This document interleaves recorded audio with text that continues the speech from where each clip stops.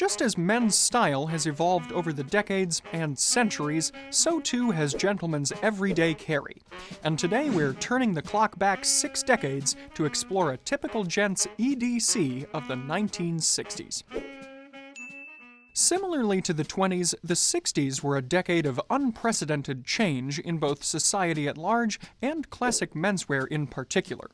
So in our list of 12 EDC items, or groups of items, there are likely to be some that you still carry today, and others that you haven't seen, except perhaps on shows like Mad Men. Let's jump in with item number 1, the wristwatch. In our 1920s EDC video, we mentioned that pocket watches were still a regular sight in that decade, but by the 1960s, they were almost extinct. Instead, the wristwatch was by far the most popular way to keep time. These wristwatches were often sleek and not overly large to match the slim and svelte aesthetics typical of 60s suits. In terms of size, this differs from the bigger is better trend that we often see today, but in terms of style, 1960s timepieces actually have much in common with current models. In fact, this was the era that dive watches came into fashion, as iconic styles like the Rolex Submariner and Omega Speedmaster entered into the popular consciousness as status symbols, with the Submariner 6538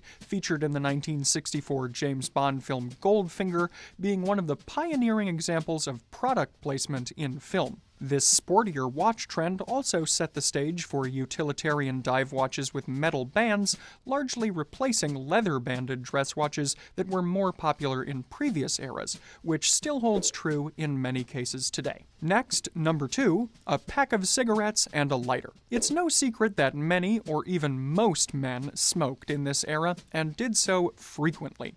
But the ways in which they smoked and facilitated smoking had changed dramatically from earlier decades. No longer were metal cigarette cases and a book of matches the go-to options for lighting one up to brood on a cold and stormy evening about the one that got away. By this time, fewer gents were buying specialty cigarettes and storing them in cases as they had in the 20s and earlier. Instead, they were more often relying on mass-produced cigarettes from companies like Camel, Lucky Strike, and Chesterfield. This was partly due to convenience and partly because of the increasing importance of branding for all products, including cigarettes. When bumming a smoke in the 60s, it was common to ask the brand before accepting one, whereas earlier the distinction was usually made based on the provenance of the tobacco, American, Turkish, Russian, and so on. Filtered cigarettes from brands like Winston and Marlboro were also gaining popularity. While matches were still perfectly useful for lighting up, portable lighters like the Zippo were now the preferred method for many men, and disposable lighters were coming into fashion as well. Some gents would also have carried rolling papers for rolling their own cigarettes, especially with the increasing social use and cultural prominence in the 1960s of other forms of inhalable substances. And while cigars and other tobacco products were still employed, this is definitively when the cigarette became, far and away, the most popular way that most smokers enjoyed tobacco. Next, number 3 is the pocket comb. As mentioned in our companion series on what men really wore, the late 1950s and 60s saw radical changes in men's hairstyles, and this necessitated new ways for men to care for their hair. In particular, a more naturalistic aesthetic begot more facial hair and longer hairstyles worn with less product, meaning that men were less likely to use pomade, let alone carry it on their persons. A precipitous decline in hat wearing, which we covered in this video, also meant that even hairstyles with product were more set and forget, because they didn't require as much reapplying to maintain them. You can't really get hat hair without a hat. This meant that most men would simply carry a comb to readjust their hair if needed, with an increasing emphasis on plastic or metal combs from brands like Goody, Grip, or Metal Flex, rather than traditional horn combs. The late 1960s also saw some black gentlemen prominently carrying hair picks to accommodate the increasingly popular afro hairstyle as a general expression of black pride. A plastic pocket comb is still a component of my personal EDC today, as I covered in this video. Another item in my personal EDC is a leather wallet, which also happens to be the next item, number 4, on our list. While leather wallets have been the de facto choice for most men throughout the 20th century,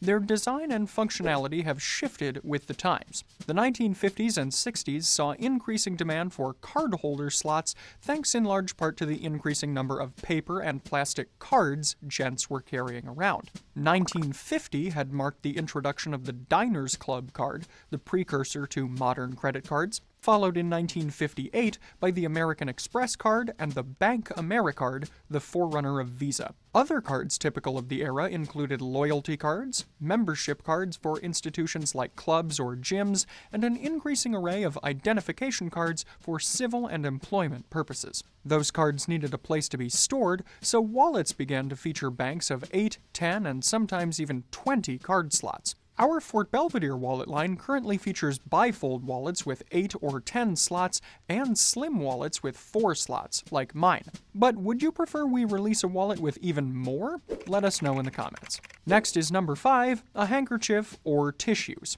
Whereas the default in previous decades for most gentlemen was to carry a cotton or linen handkerchief that they could wash and reuse, the increased push toward convenience and consumerism in the 1960s and onwards saw this practice decline. If a gentleman needed to keep up with his hygiene or assist others in need, it was often done with packaged, single-use tissues instead. Kleenex had been around since the 1920s, but originally it was marketed almost exclusively as a makeup remover. By the 1960s, however, it was becoming the new normal when it came to mopping the brow or blowing the nose, due also in part to increasing squeamishness when it came to germs.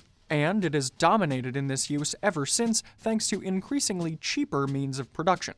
Though some men, like me, still appreciate the utility that a cotton hanky can provide. Our 6th item on the list today is a business card case. Cheaper production also had an unexpected impact in another area: business cards. More cost-efficient printing methods meant that a much wider array of men, not just white-collar professionals and society gents, could carry and exchange business cards. However, this necessitated a means to safely carry and store them, and while wallets could hold a few cards, they weren't the best for storing them en masse or for long periods of time. Thus, business card cases started to gain popularity with a larger portion of the population. These cases soon became style statements in their own right, as the carrier could express their personality even further through color and material, like leather or metal.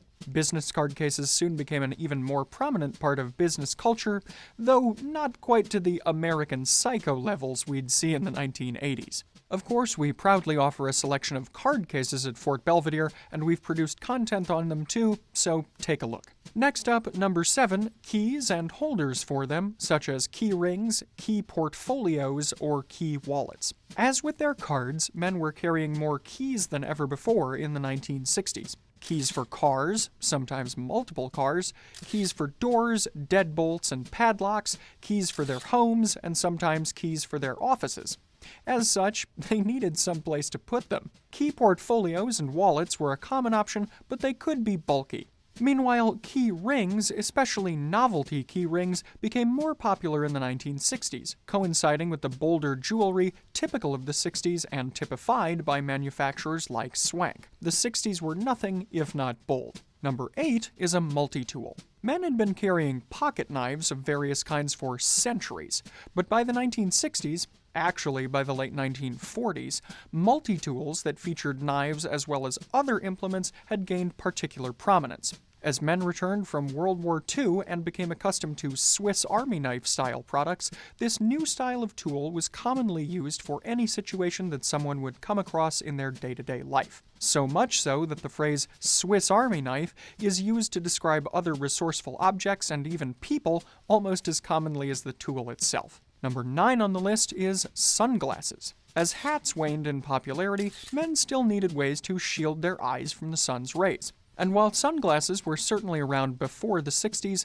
Hollywood's influence from using them on sets, in publicity photos and in movies themselves beginning in the 1930s meant that by the 60s, they were seen as a chic and practical way to protect your eyes. Furthermore, President John F. Kennedy's frequent use of American Optical brand sunglasses during his time in office gave the accessory a further air of respectability and cool. And while sunglasses today no longer use genuine tortoiseshell in the name of sustainability, styles of the era like aviators, wayfarers, and clubmasters are still going strong in popularity. The 10th item on the list is the fountain pen, or disposable pen. By the 1960s, the fountain pen had been supplanted as the typical writing instrument of the everyday man by the ballpoint pen, often in disposable plastic, which had been pioneered in the 1930s and 40s. And even for the gentlemen who did still carry fountain pens, they were much different than the pen styles from prior decades. For example, the bold and bulky Parker Duofold, with its curved nib for more refined calligraphy, was replaced by the trendier Parker Jotter, which focused more on speed and efficiency over flair. This mirrored the changing values that many men from this era valued most, where progress and practicality took priority over tradition and pomp, making the pen a far more utilitarian EDC item. Our penultimate list item is number 11, the umbrella. Historically, umbrellas were seen as more of an investment piece that could potentially double as a walking stick than as a disposable consumer item. This style of umbrella was, and is, typical of heritage brands like James Smith & Sons, Swain Adney Brigg, and Fox umbrellas. However, the mass manufacture of synthetic fibers, coupled with improvements in water-resistant materials and coatings, meant that umbrellas had become far cheaper and more widely accessible to the general public by the 1960s. Shed Rain, an American company founded in the 1940s, boomed during this era for precisely that reason. The 60s were also a boom time for telescopic umbrellas, which could be easily carried to and from someone's car and be put into a bag or otherwise stored as needed, especially when compared to more traditional styles. The German company Knirps, essentially meaning little thing to emphasize portability, became known for telescopic umbrellas, which it still sells today. Finally, we come to number 12 on the list, the portable camera. This one is something of a bonus item, as it wasn't necessarily carried by a majority of men. However, amateur photography as a hobby was booming in the 60s, and the decade was a golden era for portable cameras, with major brands launching models that made photography more accessible than ever. Kodak dominated casual photography with the smash success of its Instamatic series, introduced in 1963, simplifying loading and popularizing the 126 film cartridge.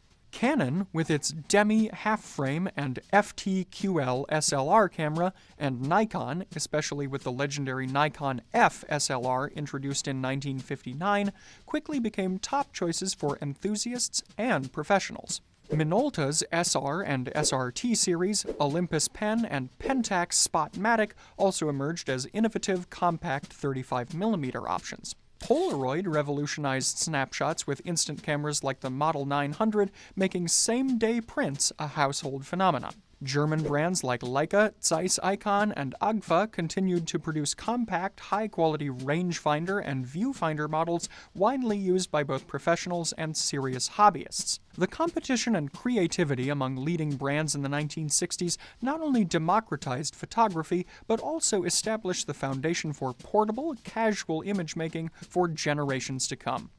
Right up to today, when we all have smartphone cameras in our pockets. As with our 1920s EDC video, some of the typical EDC items for a gentleman of the 60s have commonalities with those of today, and some are quite a bit different. Are there items you think belong on this list that we neglected to include, or some that you don't think were as widespread as we suggested? We'd say it's a safe bet that more of our viewers lived through the 60s than the 20s, so we'd like to hear from you in particular in the comments. And let us know which decade's EDC you'd like for us to cover next. In today's video, I'm wearing an outfit largely inspired by early 1960s Ivy style and in grayscale tones, that is, white, gray, and black. The central element is my tweed sport coat in a herringbone pattern, which is overall in a gray shade, but if you look closer, actually features tones of gray, black, brown, and even green. I'm wearing it over a plain white French cuffed shirt from Charles Tyrwhitt, and into the cuffs I have inserted a vintage pair of silver-toned cufflinks from Swank. These are part of a set from the late 1950s or early 60s, and they harmonize with the small tie bar that I'm also wearing. Speaking of, that tie bar is holding in place a tie from our own brand, Fort Belvedere. This is a knit silk tie, predominantly in black with thin white horizontal stripes. Also from Fort Belvedere are my two-tone solid socks in black and white, and my white linen pocket square that features a contrasting edge. My trousers are in plain black, as is my black leather belt with a silver-toned buckle, and my shoes are black Darbys with a cap toe. I'm also wearing a wristwatch today, as it was one of the items on our list. This is a vintage model from the American brand Benrus, specifically the model 3081. This one, I believe, dates to the late 1950s or early 1960s, so it was period appropriate, and the colors of the leather band and the face itself also match the color palette of the outfit I'm wearing. Also in line with 1960s hair care trends, I've left all product out of my hair for a more natural look, and of course I've been sporting a beard for a while now. Rounding things out is the fragrance I'm wearing from the Roberto Ugolini collection. This one is Darby. It seemed an appropriate choice because I'm wearing Darby shoes, and also because the black bottle happens to harmonize with my outfit. So for the socks, tie, pocket square, and fragrance that I'm wearing, as well as a wide array of other classic men's accessories, corduroy trousers, and other Ugolini fragrances, you can take a look at the Fort Belvedere shop here.